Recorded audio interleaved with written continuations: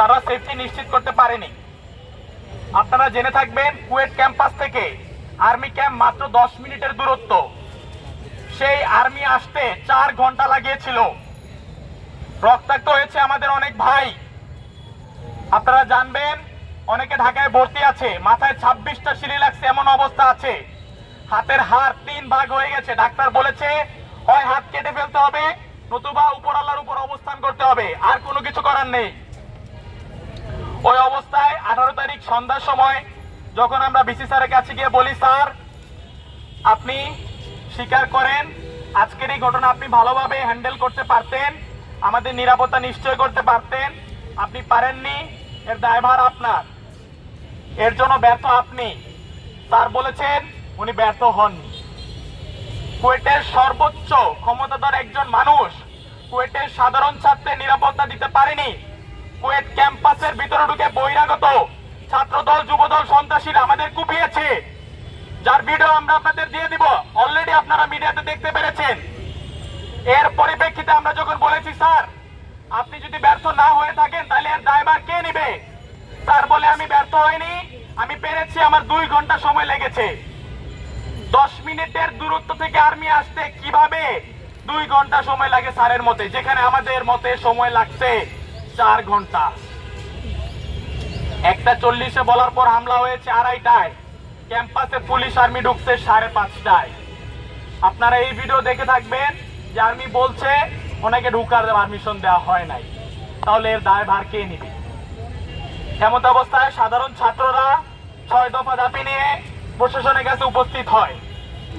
সেই 6 দফার প্রথম 5টি দফা ছিল এরকম যে কুয়েটে ছাত্র রাজনীতি নিষিদ্ধ করতে হবে সম্পূর্ণ, কেউ ছাত্র রাজনীতির সাথে সংযুক্ত থাকলে তাকে বহিষ্কার এবং ছাত্রত্ব বাতিল করতে হবে, সাধারণ ছাত্রদের নিরাপত্তা নিশ্চিত করতে হবে, যারা আহত হয়েছে তাদের আর্থিক সহায়তা দিতে হবে এবং কুয়েটের প্রশাসনকে স্বীকার করতে হবে যে ছাত্রদল কর্তৃক সাধারণ শিক্ষার্থী আহত হয়েছে এবং যারা এই সন্ত্রাসী হামলার সাথে সংযুক্ত ছিল তাদের বিরুদ্ধে ব্যবস্থা নিতে হবে এবং মামলা করতে হবে।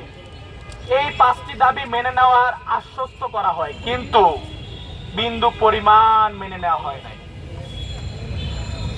আমরা নিজেরা ছাত্ররা সন্ত্রাসীদের চিহ্নিত করে এনেছি। আপনারা দেখবেন আমাদের হাতে পোস্টার ঝুলছে, সেখানে কুয়েট প্রশাসন 400 বা 500 জন এরকম একটি সংখ্যার সন্ত্রাসীদের নামে অজ্ঞাত মামলা করে। অজ্ঞাত মামলার আসামি কে থাকবে? আমরা যদি নিশ্চিত করে বলতে পারি এরা ছিল আসামি, কুয়েট প্রশাসন কেন পারবে না? এরকম প্রত্যেকটি বিষয়ে হেলাফেলা করা হয়। 5টি দফা তো আমি বললাম।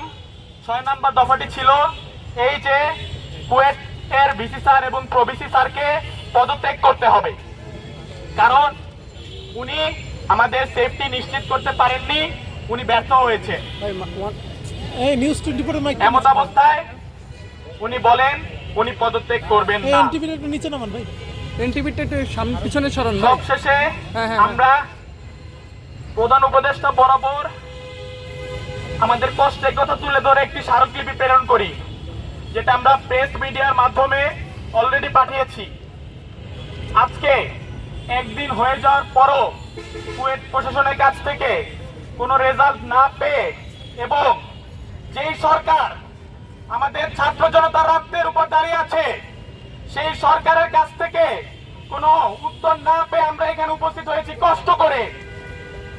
আমরা কাউকে কষ্ট দিতে আসিনি, আমরা নিজেরা কষ্ট করে এসেছি এই জানাতে যে আমরা নিরাপদ একটা ক্যাম্পাস চাই। আমরা ক্যাম্পাসে নিরাপদ ফিল করছিলাম না। আমরা নিজেরা পুলিশ থেকে ক্যাম্পাসের ভিতর বাস ঢুকিয়ে নিজেদের অর্থায়নের টাকা উঠিয়ে তারপর আমরা এখানে এসে উপস্থিত হয়েছি এই ভেবে যে মাননীয় প্রধান উপদেষ্টা